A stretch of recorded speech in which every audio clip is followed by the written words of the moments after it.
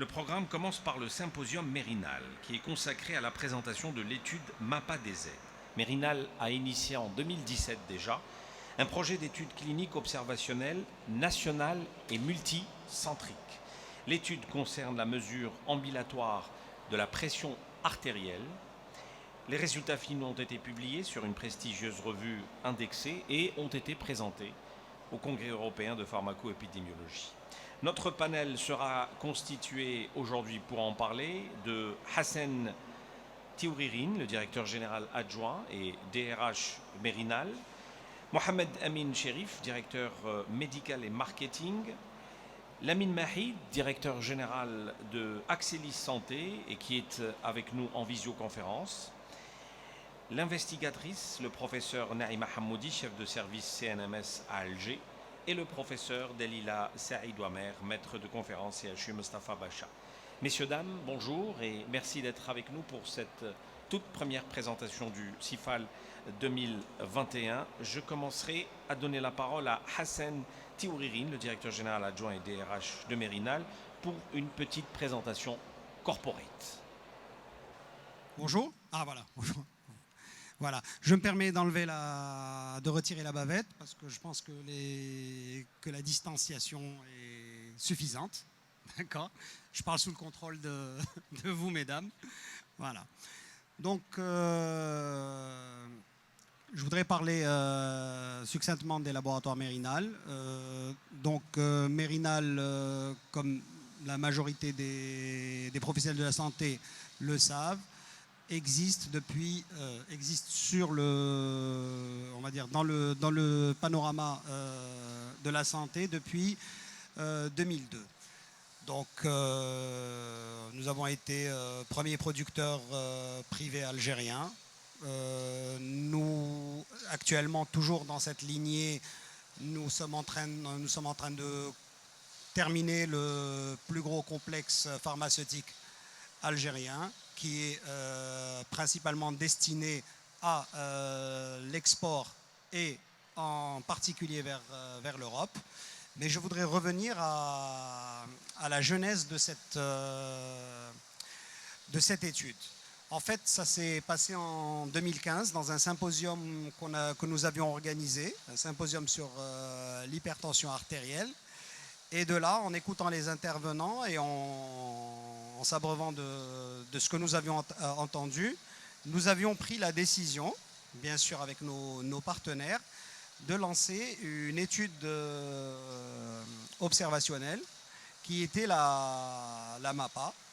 Et pour la première fois, nous avons été le premier laboratoire 100% algérien à être promoteur d'une étude de ce type-là.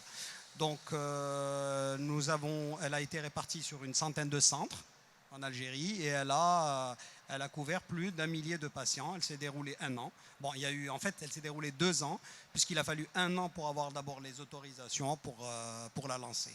Ceci pour dire que Mérinal s'est toujours positionné ou a toujours essayé de se positionner comme acteur de santé publique. C'est-à-dire, dans cette étude, nous voulions être un facilitateur et mettre à disposition de nos partenaires de santé les équipements et la conduite de cette étude. Voilà. Donc, je vous remercie.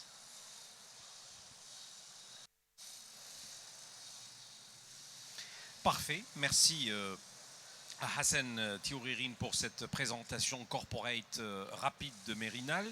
Je donnerai la parole à Mohamed Amin Cherif, qui est donc, comme je vous le disais tout à l'heure, à la fois directeur médical et marketing. Vous allez plutôt nous expliquer, pour votre part, l'acheminement de cette étude clinique. Je vous en prie. Exactement, Ahmed. Donc, bonjour à tous. Merci Ahmed, merci Hassan d'introduction. Je tiens à remercier aussi tous les participants et tous mes consoeurs et mes confrères qui ont accepté d'animer avec nous cet atelier aujourd'hui autour de la MAPA, une étude vraiment dont on est fier d'avoir participé. Pour un peu partir sur l'idée de Hassan, qu'est-ce que c'est déjà qu'un promoteur d'une étude clinique? Donc, le promoteur d'une étude clinique, ça peut être une personne physique ou morale, une institution, une société qui prend l'initiative d'une étude clinique et dont il est responsable et il en assume la responsabilité et l'investissement. Donc, on ne peut pas parler aussi de mesures ambulatoires de la pression artérielle sans parler d'hypertension artérielle, ce qui nous a un peu motivé à accompagner cette étude. Donc l'hypertension artérielle, je ne vais pas faire un topo, nos experts cardiologues vont en parler plus dans le détail après. Moi, je vais juste dire que c'est un constat. Aujourd'hui, plus de 1 patient adulte sur 3 est atteint d'hypertension artérielle. C'est la première cause de morbimortalité aujourd'hui en Algérie. Ce qui aussi nous conforte dans cette démarche d'accompagnement de cette étude clinique et donc dans cet investissement. Voilà, donc un peu pour... personnellement, Ahmed, moi j'ai participé à cette étude en tant que directeur médical des laboratoires Mérinal, promoteur de l'étude clinique. D'ailleurs, j'en profite pour remercier le docteur Nabil Mellah, directeur général des laboratoires Mérinal, qui a eu un rôle central dans la décision d'investir dans cette étude clinique au profit des patients algériens. Voilà, donc un petit historique du déroulé. Il en a parlé un peu Hassan. Brièvement, je vais essayer un peu plus de vous expliquer ce qu'on a eu comme événement. Donc, Mérinal, depuis sa création, n'a cessé d'accompagner les manifestations scientifiques des pharmaciens et des médecins, que ce soit public ou privé. Donc, on s'inscrit dans une continuité. On se considère laboratoire pharmaceutique, donc acteur de santé au service du patient algérien.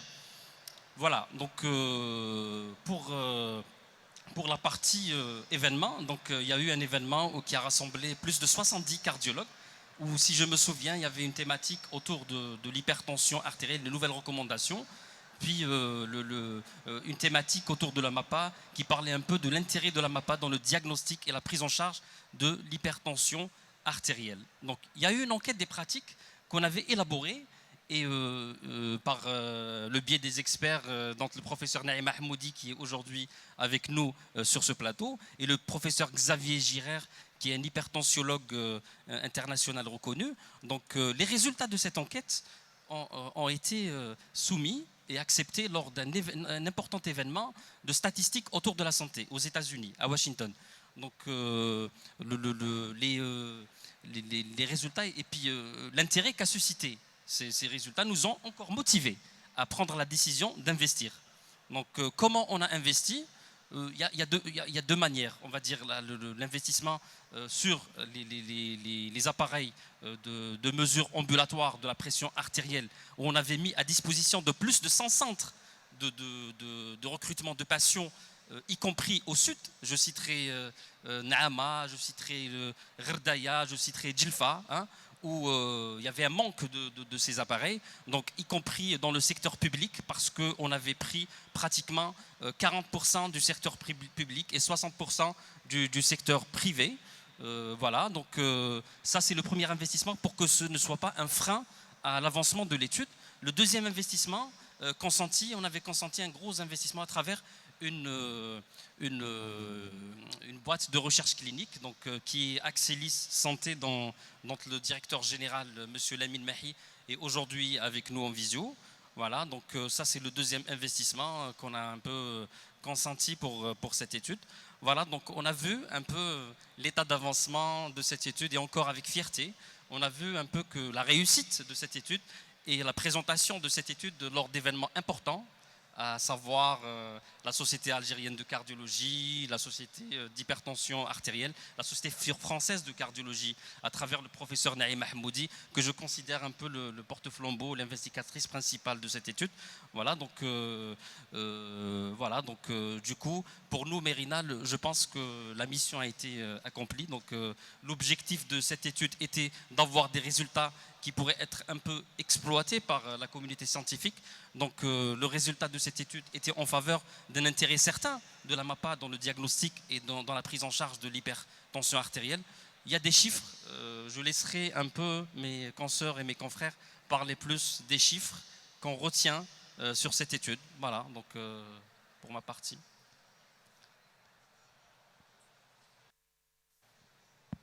Parfait, merci beaucoup Mohamed Amin Cherif, déjà pour cette brève présentation sur cette étude. Et nous allons à présent donner la parole respectivement aux trois concernés. D'abord, Dr Lamine Mahi, directeur général d'Axelis Santé, qui est en visio depuis la France avec nous. Bonjour, merci d'être avec Bonjour. nous. Je pense que vous nous recevez 5 sur 5. Très bien, je vous Nous- reçois très bien. Et nous aussi, allez-y. Bon, super. Tout d'abord, je remercie les laboratoires Mérinal de nous convier pour parler de cette étude. Je salue également le professeur Naïma Hamoudi et le professeur Dalila Ouamar et les Amin et monsieur Thierry de Mérinal.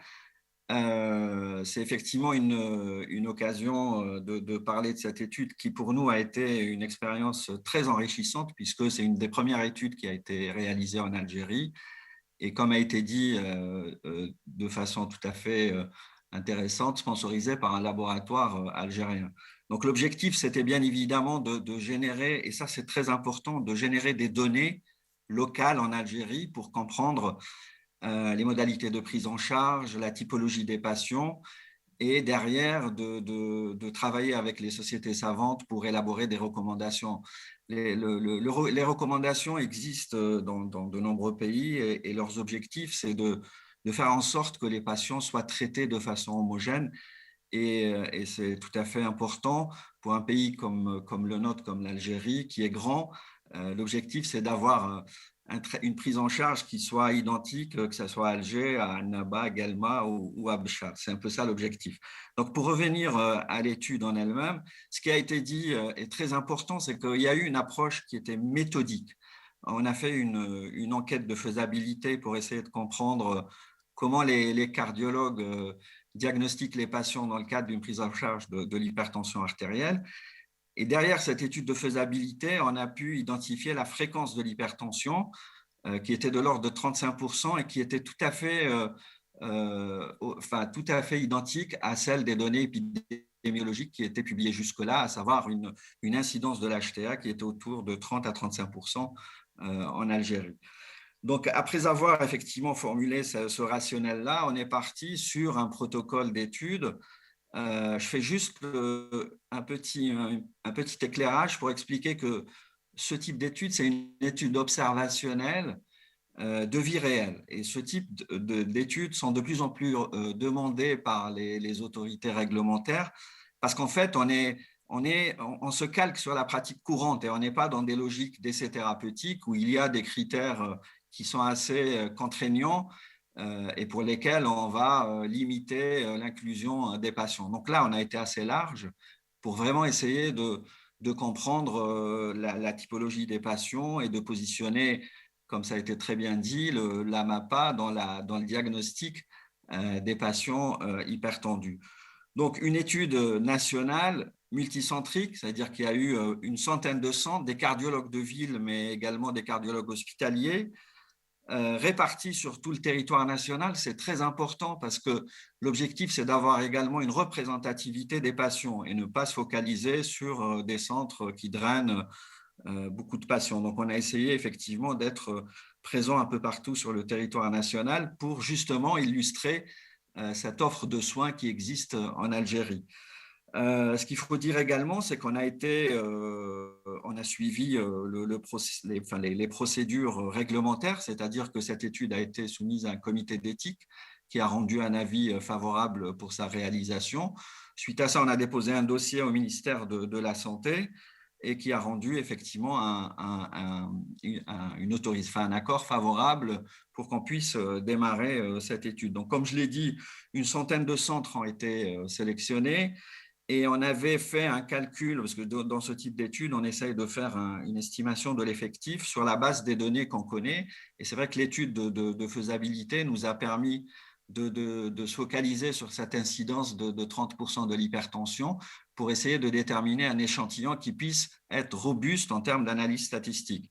Donc, on avait prévu d'inclure 1065 patients au début de l'étude et in fine, on a inclus 1027 patients, ce qui est tout à fait remarquable sur une durée qui est en somme assez courte, puisque l'étude a été réalisée en 1 an. Et ce type d'études, nous qui sommes présents en Algérie et un peu partout, nous réalisons des études également en Europe, quelquefois on met beaucoup plus de temps pour avoir un tel effectif de patients. C'est juste pour illustrer effectivement la robustesse de l'étude et la qualité des données qui ont été recueillies. Donc l'objectif, c'était de voir comment les patients étaient pris en charge dans le cadre ou d'une suspicion d'hypertension artérielle ou d'un contrôle du traitement qui a été mis en place. Et ce que je peux dire, c'est que les résultats ont été assez intéressants et je pense qu'ils vont servir de base de travail pour les sociétés savantes pour, je l'espère, élaborer des recommandations et alerter, sensibiliser l'importance de la MAPA, mais également d'un diagnostic précoce des patients. Donc, chez les patients qui étaient traités, plus de 50% n'étaient pas à l'objectif. En somme, on avait un patient sur 2 qui était sous traitement d'hypertension, mais qui n'était pas contrôlé suffisamment avec ce traitement. Première donnée importante. Deuxième donnée, c'est chez ceux qui étaient suspectés d'hypertension, on avait autour de 60% qui l'étaient réellement, c'est-à-dire qui n'étaient pas traités, mais qui étaient suivis pour suspicion d'hypertension. Donc 60% de cette cohorte de patients suspectés étaient réellement hypertendus. Donc deuxième donnée importante, qui permet, je l'espère également, de sensibiliser les cardiologues et les généralistes également sur le diagnostic précoce. Une autre information qui est très importante et qui est ressortie dans cette étude, c'est que dans cette population des patients traités hypertendus, on avait un âge moyen de 45-50 ans, ce qui donne une population assez jeune. Active, donc c'est des patients qui ont une vie active professionnelle. Et puis, autre information qui est également intéressante, corroborée avec des résultats observés à l'échelle internationale, c'est qu'on avait une population majoritairement féminine. Donc, population jeune, active, majoritairement féminine. Donc, c'est là 3 éléments qui sont importants à prendre également en considération. Alors, quelle était l'étiologie de cette hypertension? C'est des hypertensions essentielles. Après, il y avait des comorbidités qui sont connues, que sont les diabètes, les dyslipidémies, etc. L'autre élément qui était important, c'était quelles étaient les stratégies thérapeutiques adoptées dans le cadre de la prise en charge de l'hypertension. Alors, majoritairement, les patients étaient traités par monothérapie. Et là, c'est également un point très important et qui devrait également alerter les professionnels de santé par rapport à l'évolution des pratiques. C'est qu'aujourd'hui, même les définitions, les seuils que nous, on avait considérés dans le cadre de cette étude qui était une hypertension définie avec des chiffres de 140 et 90 mg de mercure, ces seuils-là ont été revus à la baisse puisqu'on est passé à 135-85. C'est vous dire que voilà, il y a également une évolution par rapport aux pratiques et c'est d'autant plus important d'avoir ce type de données pour corriger, sensibiliser, revoir les prises en charge, etc. Donc, 40% des patients étaient traités par monothérapie, là où aujourd'hui, les recommandations sont de mettre d'emblée une bithérapie. Donc, ça, c'est l'autre information importante dans le cadre de cette étude. Voilà. Après, on avait des données qui étaient secondaires, mais qui étaient intéressantes sur le type de molécules qui étaient mises en place, sur le type les habitudes alimentaires, sur certaines données, sur les comorbidités, etc. C'est vous dire que là, on a un ensemble de données qui sont très intéressantes et je trouve qu'on devrait vraiment encourager les différents acteurs du milieu de la santé de favoriser le fait de générer ce type de données parce que ça nous permet de mieux comprendre effectivement la typologie du patient algérien dans certaines pathologies, mais également d'améliorer la prise en charge, d'améliorer le parcours de soins et de sensibiliser les professionnels de santé sur la prise en charge. Voilà, là j'ai donné les grandes lignes de l'étude et je laisse peut-être les professeurs Hamoudi et Dalila Saïd Ouammar d'aller un peu plus loin sur certainement ce qu'on a retenu peut-être d'un point de vue pratique de cette étude et ce qui pourrait donner par la suite en termes de recommandations. Parfait, merci beaucoup Lamine Mahi pour cette présentation. On donnera justement maintenant la parole aussitôt à l'investigatrice, professeur Hamoudi, chef de service CNMS Alger, qui va d'abord nous expliquer un peu son rôle dans cette étude avant de détailler les principaux éléments à retenir. Je vous en prie, professeur. Merci, monsieur Lahliri. Tout d'abord, je tiens donc en mon nom personnel, en tant qu'investigatrice principale et au nom de tous les collègues qui ont participé à cette étude, remercier monsieur le directeur général ici présent. Vous avez été plus que facilitateur, nous vous en sommes reconnaissants, sinon l'étude n'aurait pas pu être faite. Je remercie monsieur Lamine Mahi pour tout le travail fait. Et une mention spéciale pour monsieur Mohamed Amin Cherif qui a été très présent. Donc cette étude oui, nous a permis, avec les chiffres, les résultats donnés, on espère réagir tous ensemble, tant les médecins généralistes que les cardiologues, pour le dépistage de cette hypertension artérielle. Donc comme vous le savez, on parle d'hypertension artérielle si les chiffres sont supérieurs ou égaux à 140/90. Et l'objectif à atteindre quand on traite un patient, c'est d'être en dessous de ces chiffres-là, en dessous de 140/90. Sinon, c'est comme si on n'avait rien fait. Si on n'atteint pas l'objectif tensionnel, donc thérapeutique, c'est comme si on n'avait rien fait. Et cette hypertension est très fréquente chez nous. Si l'on considère l'étude de la SAHA, Société algérienne d'hypertension artérielle, de 2004, on avait trouvé une prévalence de 35% d'hypertendus en Algérie. Et sur ces 35%, seuls 6% sont à l'objectif thérapeutique. C'est vraiment minime et même grave. Une étude de 2017, l'étude Stepwise, a retrouvé 23,4% d'hypertendus en Algérie et seulement 11,8% de patients à l'objectif thérapeutique. Donc nous sommes vraiment très loin. Dans cette étude donc, de Stepwise, 32% des patients enquêtés, des personnes enquêtées, avaient dit qu'ils n'avaient jamais eu de prise tensionnelle. C'est vraiment dramatique en 2021, il y a des gens... Donc l'hypertension artérielle, il faut la dépister. C'est parce qu'elle est fréquente et elle est grave par ses complications. Ça peut toucher le cœur, comme vous le savez, donc l'infarctus du myocarde, le cerveau, c'est l'accident vasculaire cérébral, et les reins, avec l'insuffisance rénale sévère, allant jusqu'à la dialyse et la transplantation rénale quand on peut se la permettre, ce qui n'est pas évident du tout. Donc cette hypertension artérielle, on l'appelle le tueur silencieux. Il faut absolument qu'on se bouge parce qu'aux États-Unis, par exemple, 80% des patients sont à l'objectif thérapeutique.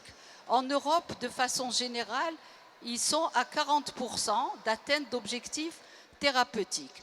Et c'est pour ça qu'il y a eu cette étude de la MAPA, parce que d'abord, toutes les sociétés savantes s'accordent à dépister l'hypertension, tout d'abord par la mesure au cabinet, donc grâce au tensiomètre, on peut prendre les chiffres tensionnels. Si on a des chiffres supérieurs à 140/90, on ne peut pas conclure à une hypertension. Il ne faut surtout pas traiter les personnes qui se présentent avec ces chiffres-là. Par contre, il faut essayer de la confirmer. Comment on va la confirmer? Quand je dis qu'il ne faut pas traiter une première fois, sauf si les chiffres sont supérieurs ou égaux à 180 pour la systolique, c'est-à-dire 18, ou à 11 pour la diastolique. Mais sinon, on ne peut pas traiter au cabinet. Il faut donc confirmer cette hypertension artérielle par l'automesure, c'est-à-dire prendre la tension soi-même. Il y a la règle des 3 jours de suite, 3 fois le matin, 3 fois le soir, et on fait une moyenne sur les 18 mesures. Si les chiffres sont supérieurs ou égaux à 135/85, on parle d'hypertension artérielle. Mais la meilleure solution, la meilleure évaluation, c'est celle faite par la MAPA, justement, la mesure ambulatoire de la pression artérielle. Pourquoi? Parce que là, on va avoir une idée sur le profil tensionnel dans la vraie vie, c'est-à-dire sur les 24 heures, tant le jour que la nuit. Avec l'automesure, vous n'avez pas la nuit. Vous pouvez avoir les chiffres la journée, mais pas la nuit. Avec la MAPA, on a une idée très importante et très proche de la réalité sur le profil tensionnel. Par ailleurs, ça peut aussi débusquer des hypertensions blouse blanche. Vous savez très bien, il y a des personnes qui sont très bien, mais dès qu'elles rentrent dans le cabinet médical, les chiffres montent, c'est ce qu'on appelle l'hypertension blouse blanche. Vous avez l'hypertension masquée. Les personnes ont des chiffres au cabinet tout à fait normaux, mais ils vous disent, et ils ramènent leurs feuilles, ils vous disent, moi à la maison, je trouve des chiffres très élevés. C'est ce qu'on appelle l'hypertension masquée. Et là, avec la MAPA, on peut avoir une idée sur tout cela. Vous avez ce qu'on appelle les non-dippers, c'est les malades, parce que chez le tout venant, normalement, nos chiffres tensionnels baissent la nuit. Chez certaines personnes, les chiffres ne baissent pas la nuit. C'est ce qu'on appelle les non-dippers. Et ceux-là font beaucoup plus de complications. Comment on va savoir qu'il y a des non-dippers? C'est grâce à la MAPA. Autre élément très important, la MAPA est très corrélée à l'atteinte des organes nobles, c'est-à-dire le cœur, le cerveau et le rein. Donc c'est pour cela que la MAPA a été validée par les différentes sociétés savantes. Les premiers ont été les Anglais. En 2011 déjà, ils avaient préconisé de faire systématiquement une MAPA à tous leurs malades, suspects d'hypertension ou hypertendus connus. En 2018, c'est la société européenne qui a décidé d'inclure la MAPA dans le diagnostic qu'elle doit être faite à prime abord. Et je vais dire que Mérinal a été avant-curseur, puisqu'il y a eu l'enquête de 2015, et ensuite la MAPA a été commencée, l'étude en 2017. Elle s'est terminée en 2018, donc elle a duré 1 an. Et alors comment on l'a faite? Donc il y a eu le recrutement de 1027 personnes. Sur ces personnes-là, il y avait 37% d'hypertendus connus. C'est des gens hypertendus à qui on a proposé de faire la MAPA pour voir le profil. 63%, c'était des gens suspects d'hypertension. C'était des gens, professeur Saïd Ouamer va en parler, c'est des gens qui viennent, ils vous disent « je pense que je suis peut-être hypertendu » ou alors « mes parents sont hypertendus ». Et donc, il y a eu 63% de personnes comme ça. Alors, les résultats ont été vraiment spectaculaires, vraiment étonnants. Sur les personnes hypertendues connues, les 37%, eh bien, figurez-vous qu'un patient sur 2, donc plus de 50%, n'était pas à l'objectif thérapeutique. Ils étaient traités, mais ils n'étaient pas en dessous des chiffres requis, donc c'est comme si on n'avait rien fait chez eux.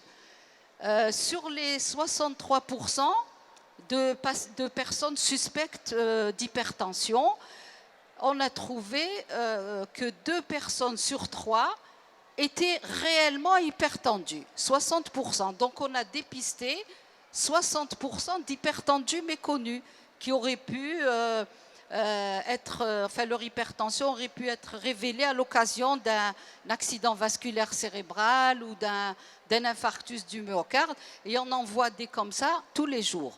Donc c'est très grave, c'est pour ça qu'il faut dépister ces hypertendus. Il faut absolument faire le dépistage.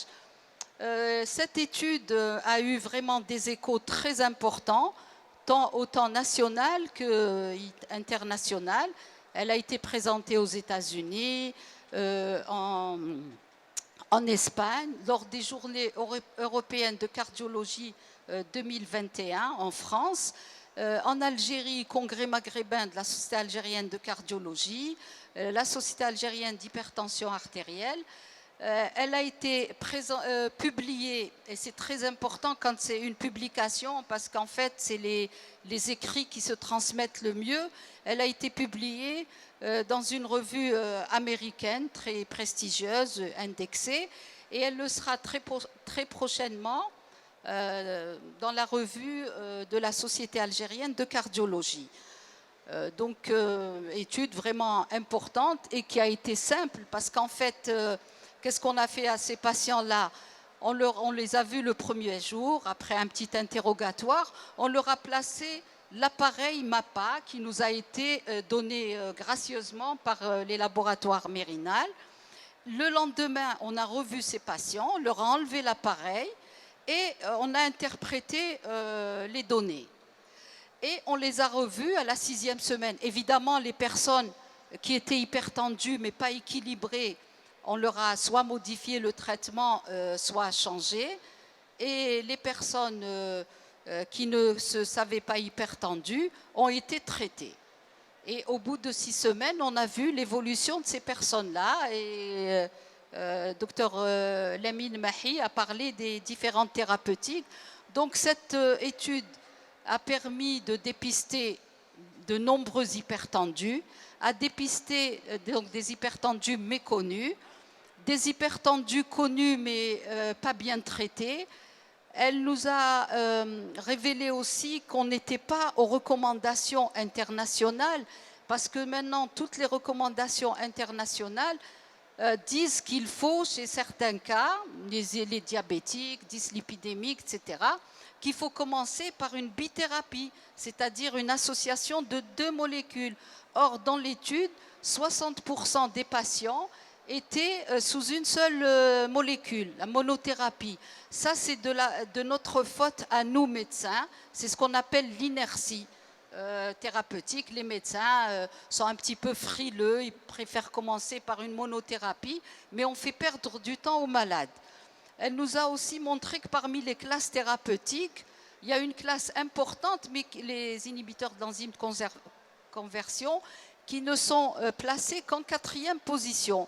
Donc, elle nous a permis à nous, en tant que praticiens, de changer nos habitudes, de mieux sensibiliser les malades aussi par rapport aux mesures hygiéno-diététiques, qu'il faut les suivre, parce que le traitement seul ne peut pas guérir. Il faut qu'il soit accompagné de perte de poids, l'arrêt du tabac, la diminution du sel. Quand on diminue le sel, on peut diminuer les chiffres tensionnels, donc la systolique, de 6 mm de mercure, ce qui est très important, c'est presque comme un médicament. L'arrêt du tabac, bien sûr, il faut absolument insister. Et toujours par rapport à cet objectif thérapeutique, il suffit de diminuer de 20 mm de mercure seulement, par exemple chez un sujet qui est à 140 de systolique ou 160, si on diminue de 20 mm de mercure, c'est-à-dire 140, on passe à 120, on va diminuer de 40% chez lui le risque de faire un événement, soit le décès, soit l'infarctus du myocarde, l'accident vasculaire cérébral, etc. Donc cette étude a permis de relever des points très importants, de montrer nos faiblesses, et on va aussi espérer que les autorités tiennent compte de cette étude, parce que nous avons, ce qu'il faut dire, c'est que nous avons un excellent système de santé. L'hypertension artérielle est remboursée à 80%. Lorsqu'il y a des complications, l'AVC, etc., elle est remboursée à 100%. Donc il faudrait que les malades se donnent la peine de faire leur carte Chifa quand même. Ce qu'il y a aussi, il faudrait que les autorités remboursent la MAPA. Le problème, c'est qu'elle est un petit peu chère. Elle varie de 2500 à 4000 dinars, ce qui correspond quand même au quart du SMIC. Et donc, si les autorités la remboursent, elle sera faite largement. Autre chose pour le dépistage, on peut offrir un tensiomètre à chaque famille pour dépister l'hypertension, comme on le fait pour le glucomètre pour les diabétiques. Donc il y a beaucoup à faire et je crois que le professeur Saïd Ouamer va donner les détails de cet examen fait. Merci.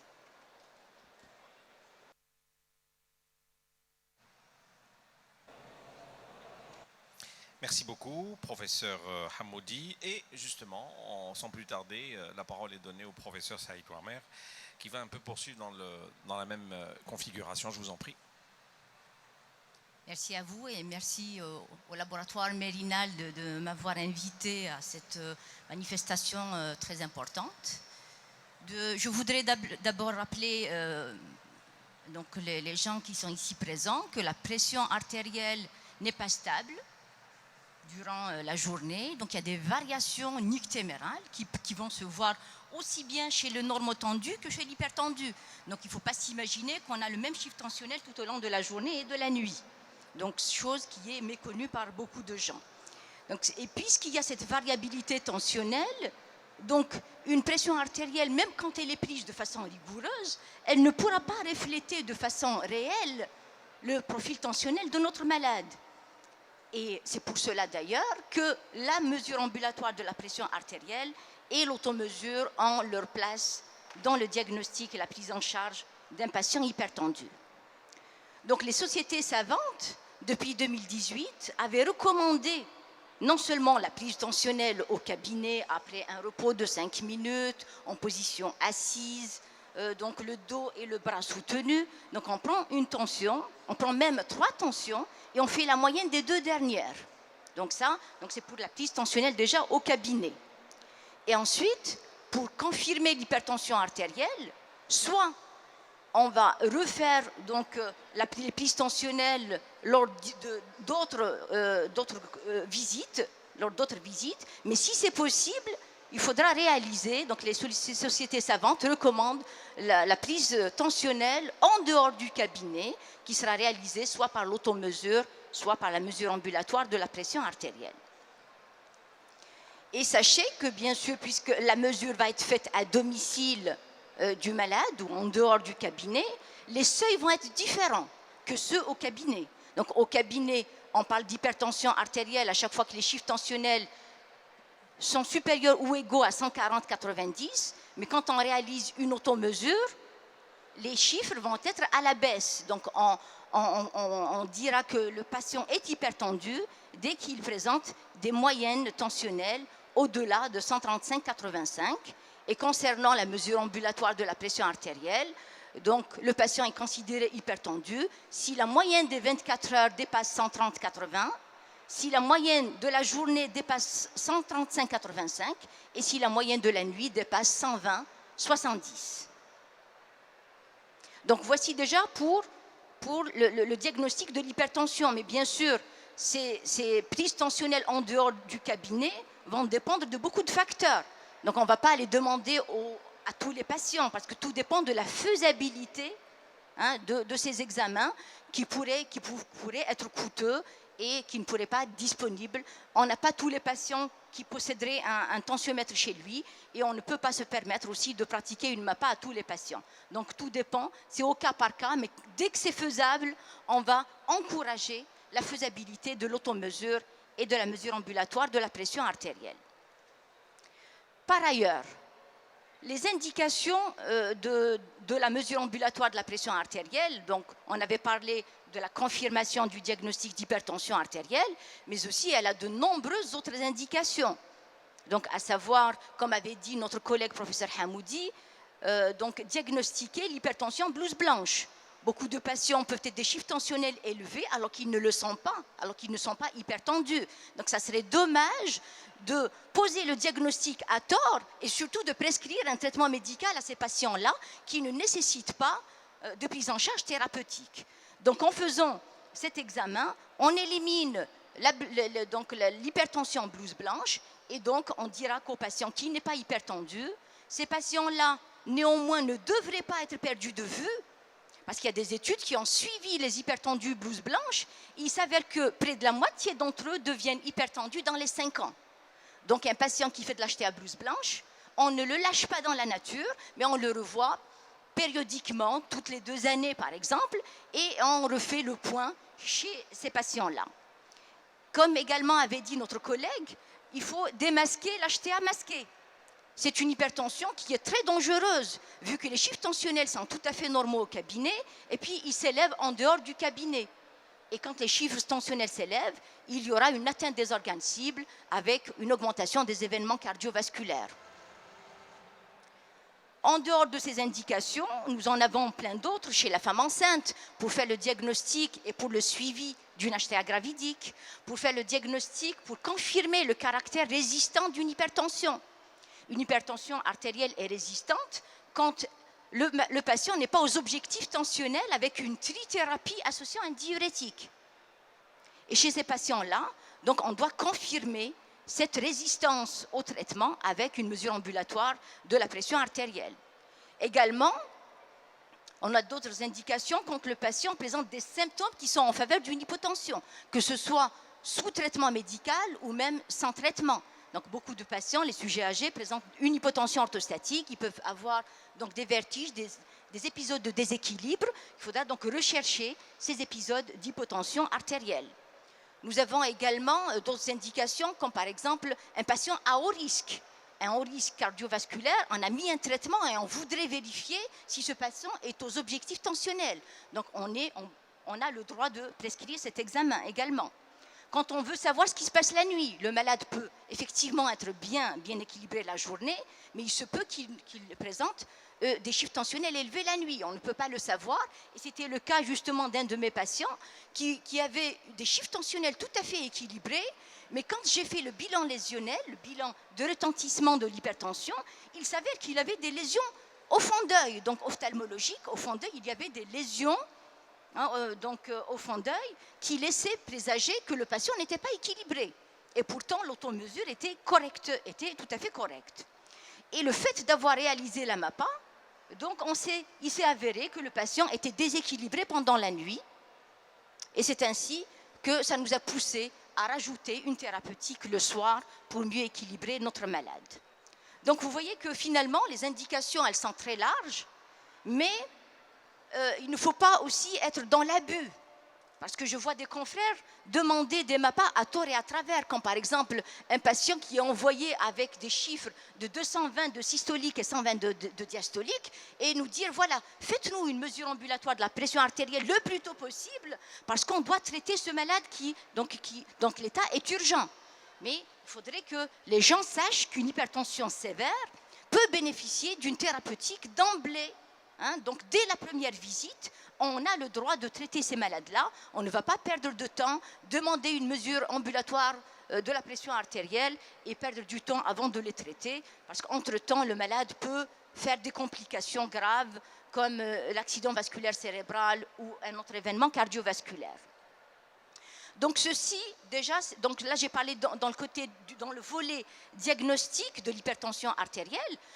La MAPA a aussi des indications dans la prise en charge thérapeutique. Donc c'est grâce à la MAPA qu'on peut vérifier que notre malade est aux objectifs thérapeutiques. On va vérifier qu'il a un profil tensionnel diurne et nocturne normalisé sous traitement. On peut également vérifier l'efficacité, la durée d'action et le délai d'action de certains médicaments. Parfois, on donne un médicament, on vous dit « ce médicament, il a une longue durée d'action, ne vous inquiétez pas, il couvre les 24 heures ». Mais parfois, quand on fait une MAPA, on voit que pendant un certain nombre d'heures, votre patient est équilibré, et puis au-delà de ces heures-là, par exemple 8 heures ou autre, voilà, les chiffres tensionnels commencent à s'élever. Et donc ces observations-là vont nous pousser à passer à une bithérapie, par exemple donner un traitement le matin et un autre le soir, vu que le malade n'est pas équilibré sous ce traitement-là. Donc parfois aussi, on va demander aussi, dans un objectif thérapeutique, pour un malade, il peut effectivement revenir avec des automesures, mais l'automesure ne vérifie que les chiffres tensionnels de la journée. Donc la nuit, on ne sait pas ce qui se passe. Et donc quand on a une atteinte des organes cibles, on est souvent amené à prescrire la MAPA pour voir ce qui se passe pendant la nuit. Effectivement, pendant le sommeil, sachez que les chiffres tensionnels doivent baisser d'au moins 10%. Entre 10 et 20% chez les sujets normaux par rapport aux chiffres de la journée. Et donc, si les chiffres tensionnels ne baissent pas d'au moins 10%, ça veut dire que la charge tensionnelle sur les organes cibles va être élevée, importante, donc ce qui va induire une atteinte de ces organes nobles avec avènement, donc des complications cardiovasculaires. Donc je pense qu'actuellement, la MAPA, elle est bien installée, elle est bien ancrée dans les mœurs, mais malheureusement, donc je pense que la formation n'est pas suffisante. Bon, pour les spécialistes plus ou moins, mais par rapport aux généralistes, beaucoup reste à faire. Parce que si vous demandez, moi j'ai posé la question moi-même lors d'une journée de formation à des généralistes, s'ils savaient interpréter une mesure ambulatoire de la pression artérielle. Et sachez qu'aucun d'entre eux ne savait l'interpréter. Donc ça ne sert à rien qu'un hypertendu fasse une MAPA et qu'il la ramène à son médecin généraliste pour l'interpréter, pour ajuster le traitement éventuellement, mais si celui-ci ne sait pas interpréter cet examen, ça ne sert absolument à rien.